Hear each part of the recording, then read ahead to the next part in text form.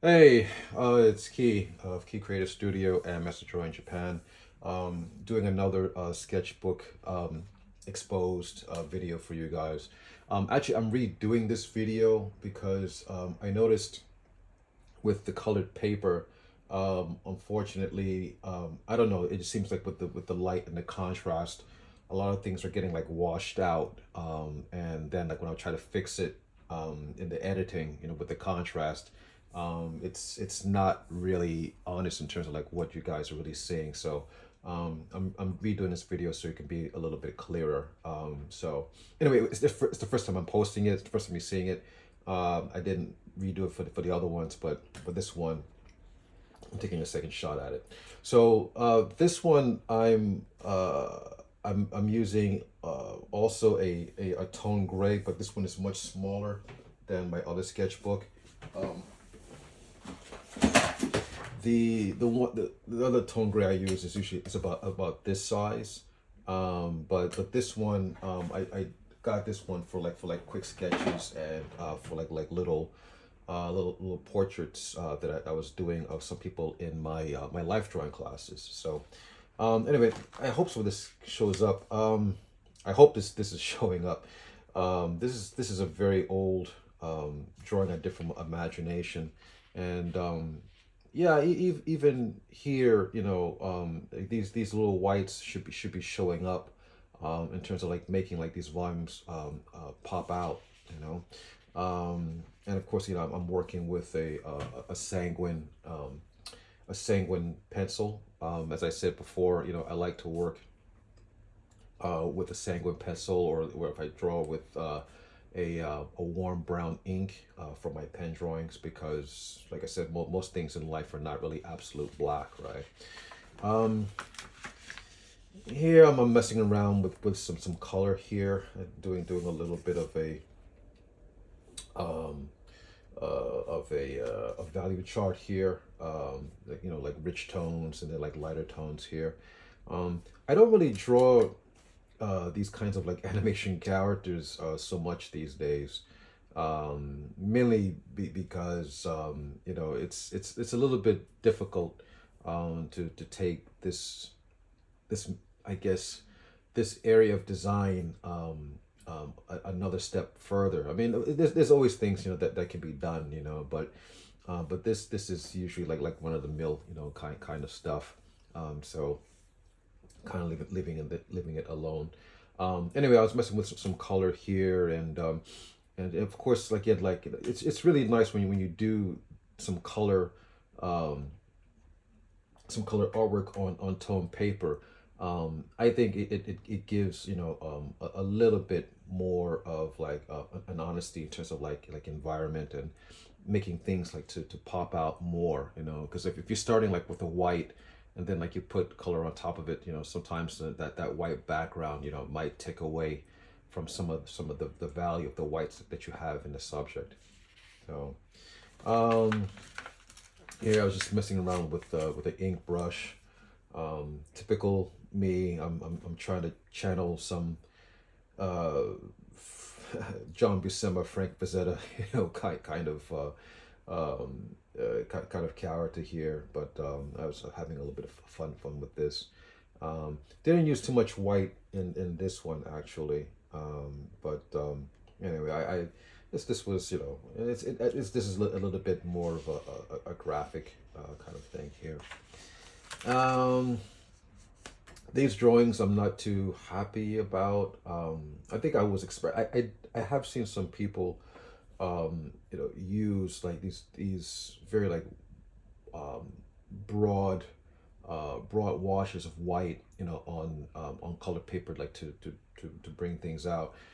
Typically, it's a little bit too much for me in my opinion, because it tends to like wash things out. And in order to get that really nice effect, you really have to make the changes in the tones like very very very subtle. So some more sketches here. um, More sketches. Okay, all right, so Again, this is my guilty pleasure, okay, and also my some of my guilty inspiration. Um, I'm of that generation, that grew up reading Conan the Barbarian when I was over at Marvel Comics, So for me, that was my generation's like Prince Valiant, you know. Maybe for people like John Buscema and Frank Frazetta, um, uh, Prince Valiant was their Conan, Conan the Barbarian. Now, obviously, that's who this is, and there's I don't know, there's something to John Buscema's way of drawing, because on one side, he was a professional, and he had to get the work out. So obviously, there was a lot of craft to what he was doing for functional reasons. But on the other hand, he had this really really nice use of gesture in his drawings. None of his characters look stiff. Actually, the really great thing about it is that, like, his compositions were, and he confesses this, like he took them directly from Jack Kirby. But he and Jack Kirby's stuff tends to be a little bit stiff, though it's dynamic, but combined with John Buscema's like sense of gesture, it really really was really beautiful work. So anyway, that's that. Um, this drawing, I think maybe it's a Tintoretto study. Maybe I think I did. And Yeah, here, I'm using a little bit of like the sanguine in here. And I actually like use real sanguine. Real sanguine, should be, like a chalk, pretty much, right? It really shouldn't be like a waxy substance. I mean, that's just like a colored pencil, pretty much. But like real sanguine should be, like a chalk, a stone kind of texture.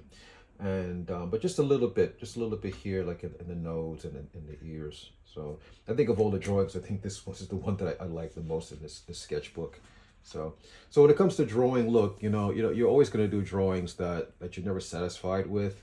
And I don't play golf, but I figure it's like, when people are playing golf, like most of the hits that they do, they're never satisfied with it. But every now and then, it's like, they'll hit one that, that just that does hit right for them, So it's the same experience with drawing. And I guess and I was talking with someone the other day, and drawing is like a meditation. So it's not so much, you reaching just some sort of like, pure objective. It's the process, being engaged in the process. There's some white in here. Again, yeah, this was talking about things being a little bit like washed out. So it's not really working for me. Yeah, this one is hard. This is terrible. This is really really bad. I don't know where to start with this one. Um, um, when I draw, I really try to draw, you know, a little bit more like towards a uh, towards sense like a sense of realism, but at the same time, I am trying to put some sort of like abstractions in there, like, to make it work. Like people who do it very well is like Klimt. Klimt does it very very well. Klimt was a fantastic draftsman, but like he took it to the next level where he was taking like really beautiful like three-dimensional faces and things like that, but he was framing them, with these uh, yeah, within a two-dimensional framework. Like he would flatten out like parts of like the clothing, um, or even their bodies sometimes, but the three dimensionality of the face would pop out. And I think I was trying to do something like that here, but it's not really working out the way I wanted to.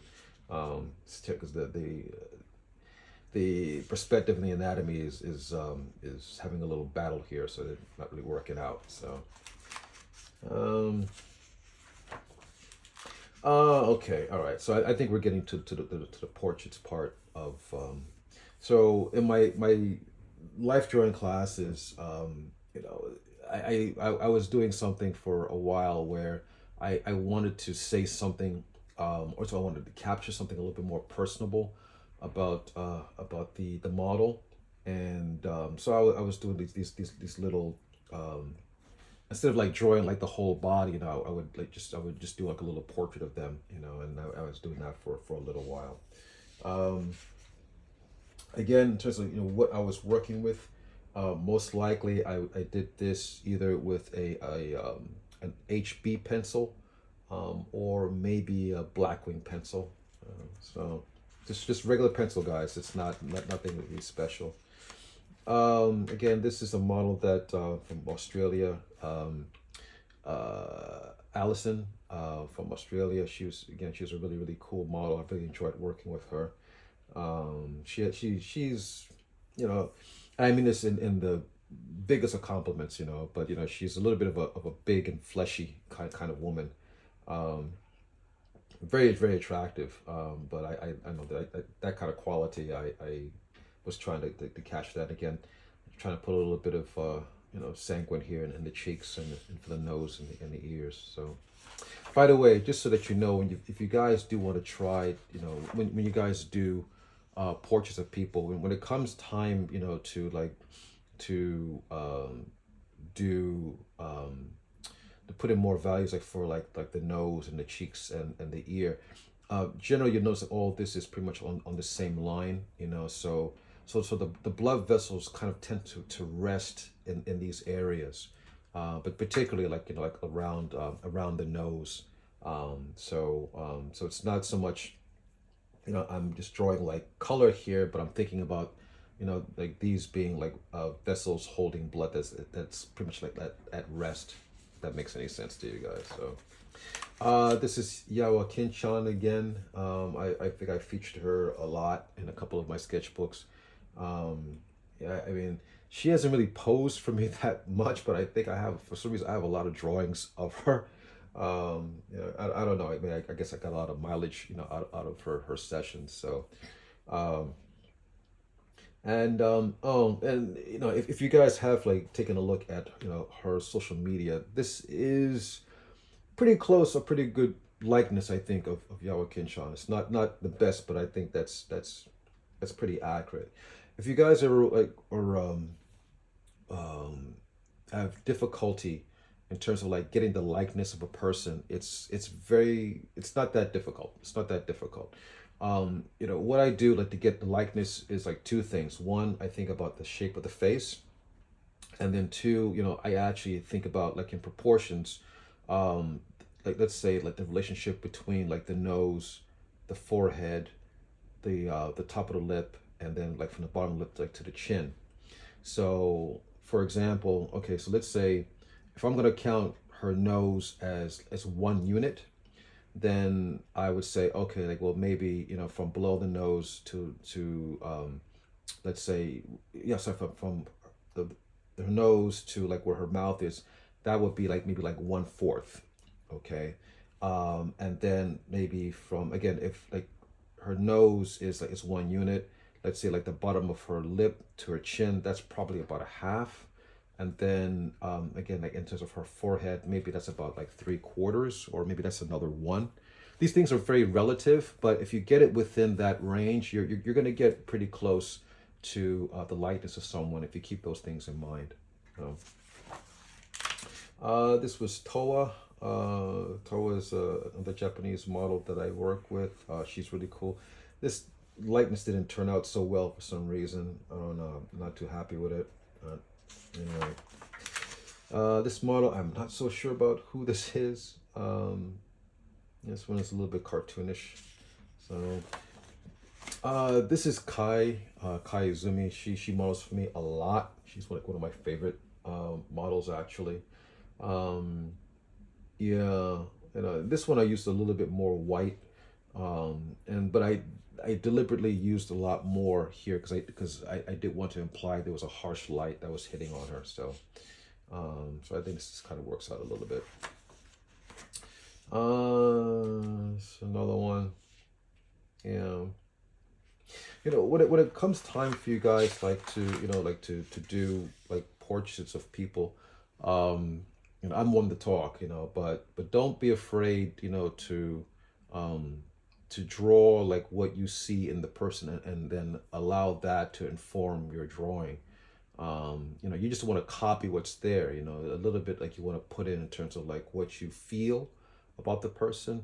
You know, one of my old drawing teachers told me I had a habit of making everybody look good, or look attractive or look appealing, you know, and I think, you know, this just comes from like some of it also might come from, you know, influence of the kind of arts, you know, that I like, you know, but some of it also comes from like maybe me wanting to see like the best in people, you know. So um, anyway, this is a Shun LaBlue film. She's a burlesque model out here. I used a lot of white in here because, you know, again, you know, I wanted to wash that out. I wanted to give the imply, you know, I want to imply there was a very um, harsh light, you know, that was washing out this way. So that's deliberate. And this is K Matsubara. Um, yeah, I don't know if you could see it, but like up here, you know, up here again, like I was measuring out like his face. Okay, so you know, I think it's a fairly good likeness of him. You know, he does have this very male beauty, you know, kind of look to him. But again, if I was going to measure it out, again, if his nose is 1 unit, I would say maybe, you know, from the bottom of his nose to the opening of his mouth, that's probably about a half or a third maybe. Um, Maybe, yeah, from bottom of his lip to his chin, that's maybe about 3/4, and maybe for his forehead, maybe that's 1.5. Okay. Anyway, give it a try. You know, you might find yourself, you know, getting better likenesses doing it that way. That's always been my approach. So this person, I do not know who that is. I don't know. And I guess that's it. Okay, so this one should be, and I don't know who that is. I don't know what what that is. I was just probably just good. I think I was trying to draw like a dot ton for somebody. So anyway, I hope this was interesting for you guys. A lot of these drawings, I would not say are my best. Actually, there are a lot of drawings in here actually I cannot stand, especially this one. Can't stand this, but you know, the whole thing about, you know, drawing, it's really I think one good aspect of drawing is to you kill the ego in terms of finding the truth about, you know, what you're trying to convey, right? So, you know, so don't you know, don't feel bad if you did like a bad drawing or something like that, you know, because it's really, when you realize that it's a drawing that you don't feel was so successful, it means that you know that you can improve it, and you obviously the things that are not working out for you, you know, you can clearly, you know, zero in on those things and improve on them. Okay. Anyway, all right. I'll come back with another sketchbook video if you guys are interested. Please give me a like for this, so you know, so I can keep giving you guys more content. I do like doing it. It's just hard for me to make time. But if you guys, you know, have some comments for me and give me a like, you know, that gives me more incentive to make more videos. Okay. All right. I'll see you next time. Bye bye.